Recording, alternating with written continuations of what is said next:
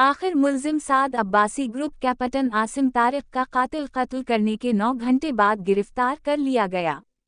Closed circuit television कैमरों और artificial intelligence की तकनीक से वहबास वक्त गिरफ्तार किया गया जब वो लाहौर फरार होने की कोशिश कर रहा था।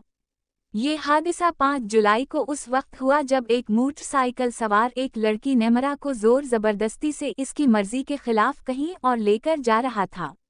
ये दोनों एक स्टोर में काम करते थे। महंगाई के इस दौर में जब फासले तवील हैं और ट्रांसपोर्ट के किराए महंगे हैं तो खवातीन को बसा औकात मर्द साथियों पर भरोसा करना पड़ता है और वो उनके साथ आना जाना कर लेती हैं। इसका ये हरगिज़ मतलब नहीं कि वो उनकी मर्जी के आगे खुद को सरेंडर कर लें। उस दिन भी यही हुआ जब मुल्जिम उसे ज़बरदस्ती कहीं ले जाने की कोशिश करने लगा। मरहूम आसिम तारिक, जो अपनी गाड़ी में बैठे गुजर रहे थे, ने देखा लड़की मोटरसाइकिल रोकने का कह रही है और लड़का ज़बरदस्ती बाइक चलाए जा रहा है।